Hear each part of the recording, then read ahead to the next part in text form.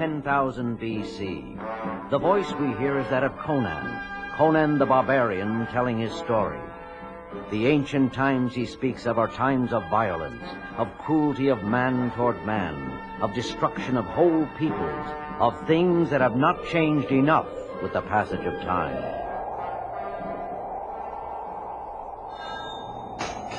I was but a young lad as I stood on the hill with my mother, listening in fascination to the words of my father as he worked at his anvil on a mighty sword of steel. This sword, the greatest work of my life, shall someday be yours, Conan, for you are my son, and someday you too must learn the secret of steel. Steel is strength, steel is power, steel is life. Fire and wind are gifts from the gods of the sky, but the secret of steel comes from Crom, who lives in the earth. Crom is your god. Are you listening, lad? Yes, Father. Then hear this too. Let shamans and fools worship Crom if they will, but he is a cruel god who cares nothing for the suffering of men. Learn only the secret of steel from Crom, and you will have no more need for him. Your sword will be your soul. The next day, I was to learn for myself the true meaning of the word suffering. The Vanir, a savage warrior tribe from the north, attacked our village without warning, without mercy. My father's sword found the heart of many a treacherous Vanir, but there were too many to withstand, and in the end he was torn to ribbons by a horde of Vanir warhounds. The savage Vanir slew my mother before my very eyes, and flaunting their horrible snake banners, they lined up in front of the doomed village, chanting a single word, the true meaning of which I would learn only years later.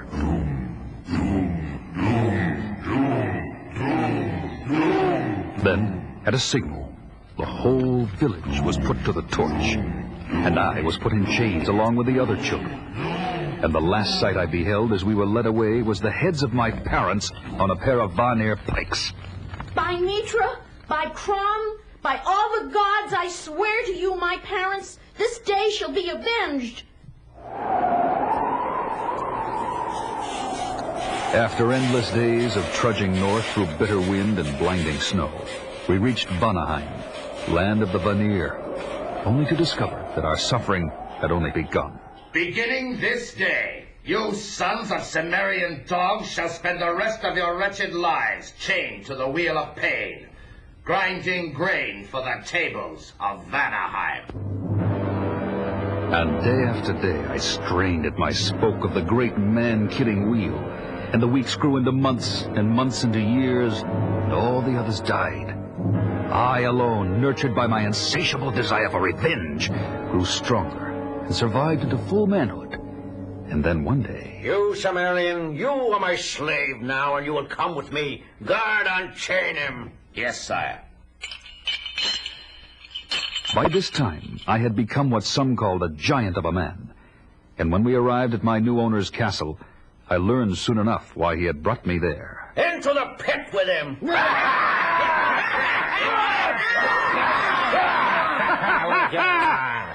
Prodding me with their spears, his men forced me down into a gigantic fighting pit. Glowering at me across the pit was a huge monster of a man, snarling through hideous pointed teeth, filed razor-sharp, his deep-set eyes aflame with raging hate. Prepare to die, barbarian dog. Your first pit fight will be your last. With the fury of a panther, he lunged for my throat, and the battle was on.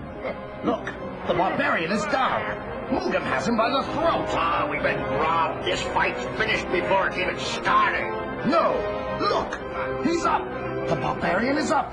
He's tossed Mugham right over on his back. But Mugham was up on his feet in an instant. This time, Cimmerian, there is no escape. I'll destroy you.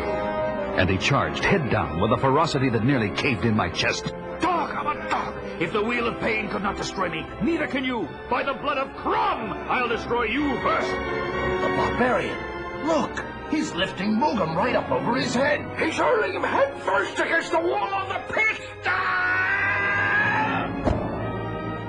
He isn't moving. He's dead. Mugham is dead.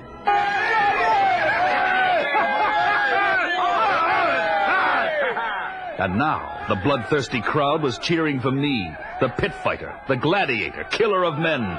And from that day, I had to go on killing in battle after battle. I was taught the art of war by masters, and learned languages and writing, and the love of women. And living was easier. Yet I was still a prisoner, caged behind bars, and the yearning to be free burned stronger than ever in my heart. Then one night, there was a deep rumbling in the earth, and the floor beneath my feet began to tremble and shake. It is the Earth Giants. They're going to destroy us. Run for your lives. The terrified Vanniers guarding me started to run, but were crushed in their tracks by falling rocks. Yet I was unharmed, and suddenly I saw the bars of my prison fall away, and the road to freedom open up before my eyes. I must run from this place as far and as fast as my legs will carry me. And I fled wildly through snow-filled forests, frozen rivers, and ice-bound tundra.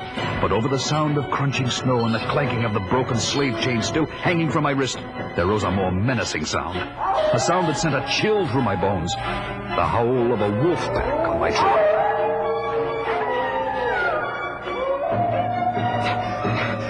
That hill just ahead. If I could but reach it, I could hold them off there.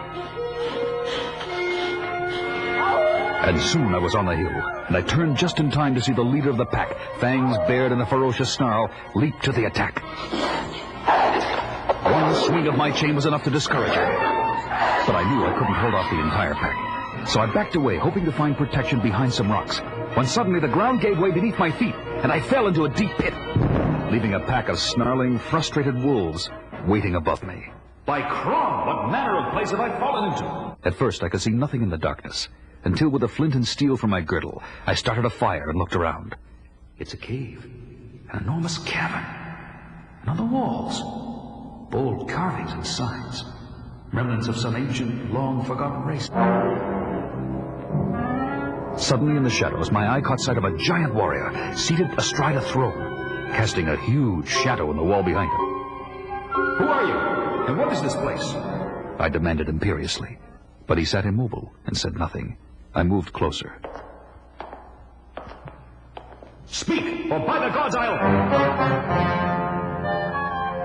And then I realized the seated figure had long since spoken his last words and fought his last battle. Astride that huge throne sat the skeletal remains of an ancient king, sheathed in copper armor, tarnished with age. And across his lap, a sword, a magnificent sword, fit for a king. But now it is mine. Aye, and the first blow I shall strike with it will be to free myself at last from this cursed chain. And raising the mighty sword high above my head, I brought it down with such force that a single blow was sufficient to shatter the last link to my years of bondage in the land of the Vanir. Climbing out of that pit of eternal darkness, for a moment I just stood still, luxuriating in the golden light of day. But in an instant, the calm was shattered by a sound that would freeze the blood of any man. The wolf pack. They waited for me to return, and now they close in for the kill. And then I remembered my father being torn apart by the Vanir hounds, and spurred on by that bitter memory, I lay about me with my sword, with an unbounded fury that laid every savage attacker dead in a circle around me. It is finished. Over by Crom. And perhaps now my life can enter on a new beginning. Fashioning a warm cloak out of the pelts of the dead wolves, I made ready for the final phase of my escape. But in my heart I knew I would not be at peace with myself until I found the ones responsible for the death of my parents. Until vengeance was mine.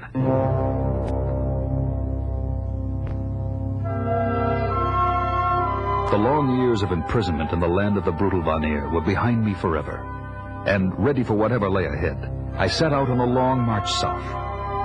It was dusk when I found myself at the edge of a clearing in the woods, and there, nestled against the side of a hill, I saw a hut of stone and sod, smoke rising from the chimney.